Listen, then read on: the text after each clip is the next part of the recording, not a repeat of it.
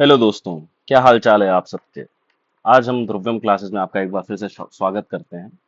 आज ये हमारी क्लास है एंशियंट हिस्ट्री की 5वें नंबर की, जिसमें हम बहुत ही खास टॉपिक आज का डिस्कस करने वाले हैं, महाजनपद के बारे में। पहले तो हम कुछ ओवरव्यू ले लेते हैं। पिछली क्लासेस में हमने जो भी पढ़ा, जैसे वैदिक काल पढ़ा, और उससे पहले सिंधु घाटी सभ्यता, Indus valley civilisation, Harappan civilisation, और सोर्सेस क्या थे हमारे हिस्टोरिकल सोर्सेज, उन सारी चीजों के बारे में हमने पढ़ाई की। आज जैसे आईबीसी जो थी, ठीक है, ये एक वेल सेटल्ड सभ्यता थी। वेल सेटल्ड सिविलाइजेशन थी। उसके बाद कुछ ऐसे, पता नहीं क्या, मतलब उस पर कई इतिहासकारों के मत हैं कि ऐसा हुआ होगा वैसा होगा, जो भी रहा हो। उसके बाद ये सभ्यता खत्म हो गई।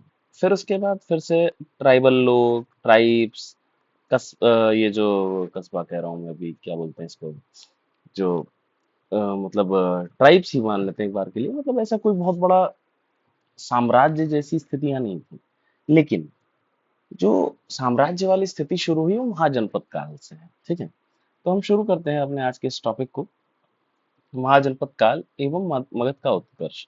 ये 600 से 325 ईसा पूर्व के बीच की बात हम आज करेंगे, ठीक है। बात करते हैं ऐतिहासिक पृष्ठभूमि यानी कि हिस्टोरिकल बैकग्राउंड। देखो, ये द्वितीय नगरीकरण याद रखना, ठीक है। सिंधु घाटी सभ्यता को पहला नगरीकरण कहते हैं, उसके बाद ये द्वितीय नगरीकरण इसको कहते हैं, ठीक है।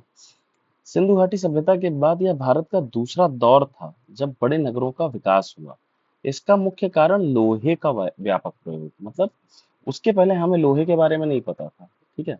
लेकिन जब लोहे की जानकारी हुई तो उसके बाद ये द्वितीय नगरीकरण हुआ, मतलब इसमें नगरों का विकास खूब तेजी से हुआ लोहे के प्रयोग से।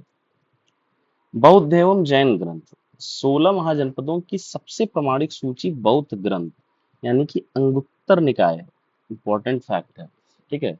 16 महाजनपदों की सबसे प्रामाणिक सूची जो है बौद्ध ग्रंथ के अंगुत्तर निकाय से मिलती है, और जैन ग्रंथ के भगवती सूत्र में मिलती है, ठीक है। बौद्ध ग्रंथ के अंगुत्तर निकाय और जैन ग्रंथ के भगवती सूत्र में मिलती है।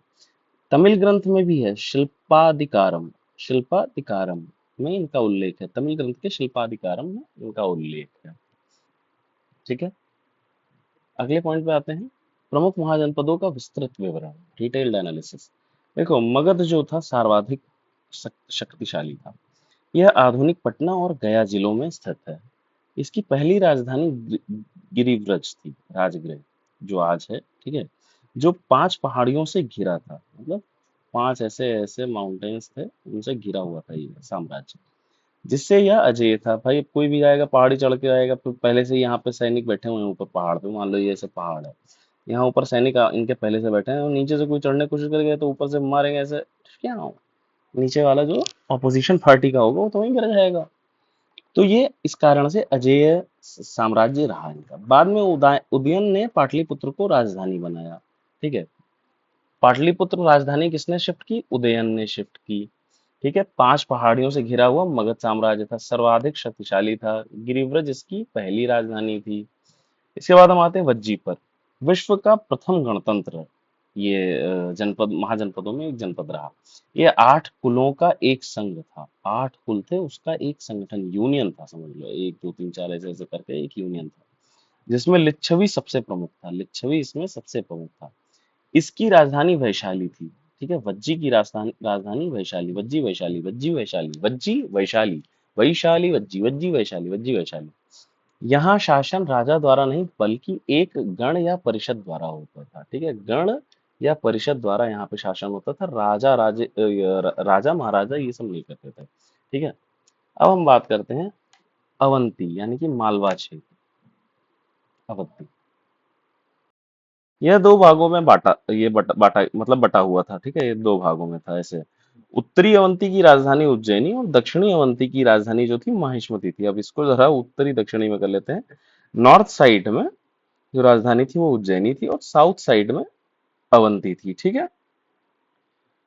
दक्षिणी अवंती की, सॉरी, राजधानी माहिष्मती, जय माहिष्मती, राजमाता शिवगामी, ठीक है। यहाँ का राजा चंड प्रद्योत था। चंड प्रद्योत था, इंपॉर्टेंट राजा है इसलिए ऐसे नाम लिखा हुआ है उसका। अब हम बात करते हैं कौशल, यूपी का प्रमुख केंद्र। इसकी राजधानी श्रावस्ती थी। कौशल की राजधानी श्रावस्ती थी। रामायण काल में इसकी राजधानी अयोध्या थी। रामायण काल में कौशल की राजधानी अयोध्या थी। यहाँ का प्रसिद्ध राजा प्रसेनजीत था, जो बुद्ध का समकालीन था। मतलब बुद्ध जी थे इधर और इधर प्रसेनजीत थे, मतलब ये दोनों एक ही टाइमलाइन के। अगर ये 1 साल का रहा होगा तो राजा 1 साल का रहा होगा तो बुद्ध जी 2 साल के रहेंगे, मतलब ऐसे ही सेम एक ही उसमें चल रहे थे, एक ही टाइमलाइन में चल रहे थे ये दोनों लोग, है ना। गांधार, ये शिक्षा का केंद्र था। यह वर्तमान पाकिस्तान में है। पेशावर रावलपिंडी में है, ठीक है। इसकी राजधानी तक्षशिला थी, जो उस समय दुनिया का सबसे बड़ा शिक्षा केंद्र। यहाँ पे यूनिवर्सिटी भी थी, ठीक है। तक्षशिला यूनिवर्सिटी जो हम जानते पढ़ते हैं यहीं की है, ठीक है। अगले पॉइंट पर आते हैं। अश्मक, जो कि दक्षिण भारत में था। यह गोदावरी नदी के तट पर स्थित एकमात्र महाजनपद था, ठीक है। गोदावरी नदी के तट पर स्थित एकमात्र महाजनपद था। इसकी राजधानी पोटन या पोटली थी, ठीक है। अब हम एक बार देख लेते हैं, गो थ्रू कर लेते हैं 16 महाजनपदों को राजधानी के साथ। अंग, चंपा, ये भागलपुर बिहार में है। मगध, राजगिरी, पाटलिपुत्र, पटना बिहार में है। काशी, वत्स, कौशल, ठीक है। Varanasi, Kaushambi, Shravasti, UP UP UP UP UP. Varanasi Varanasi है, काशी वाराणसी, वत्स कौशाम्बी प्रयागराज में है। कौशल, श्रावस्ती, फैजाबाद, यूपी। मल्ल जो है कुशीनगर, पावा, देवरिया, ठीक है। पांचाल, काम्पिल्य, बरेली, अहिच्छत्र, ठीक है। चेदी, शक्तिमती, बुंदेलखंड। कुरु, इंद्रप्रस्थ, दिल्ली, मेरठ। मत्स्य, विराटनगर, जयपुर। शूरसेन, मथुरा, मथुरा आज भी मथुरा ही है। अश्मक, पोटन पोटली, गोदावरी तट पर। यह अभी हमने एक पॉइंट पढ़ा, ये इंपॉर्टेंट पॉइंट है इसके लिए। अवंती, उज्जैन, माहिष्मती, मालवा, मध्य प्रदेश। गांधार, तक्षशिला, रावलपिंडी, पाकिस्तान में है। कंबोज, हाटक या राजपुर कह सकते हैं, राजौरी, जम्मू कश्मीर में है। वज्जी, वैशाली, मुजफ्फरपुर, बिहार में। इसको आप याद कर लीजिएगा, इसको रोक करके स्क्रीनशॉट लेकर के लिख सकते हैं। इसके बाद हम बात करते हैं मगध के उत्कर्ष के 4 प्रमुख कारण। मगध ही क्यों इतना ज्यादा एकदम मतलब चरम पे रहा अपने सामरिक स्थिति। राजगिरी पहाड़ियों से और पाटलिपुत्र नदियों से, यानी कि गंगा, सोन, गंडक से सुरक्षित था।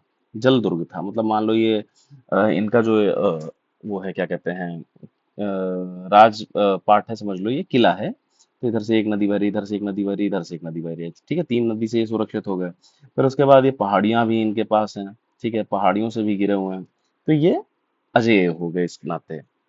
आर्थिक संपन्नता, गंडक के उपजाऊ मैदान के कारण अधिशेष कृषि, यानी कि सरप्लस फूड जो था होता था गंडक नदी की वजह से, जिससे सेना का खर्च उठाना आसान था। आर्थिक संपन्नता ये थी, मतलब पता चला आपके पास खूब सारे खेत हैं, ऊपर से पानी रिसोर्सेज अच्छे से आपको मिल रहे हैं एकदम, तो भाई आप ऑब्वियसली आपके पास जो है चीजें करने का ज्यादा अपॉर्चुनिटी का समय रहेगा, कर सकते हो मतलब समय भी रहेगा एक हिसाब से देखा जाए।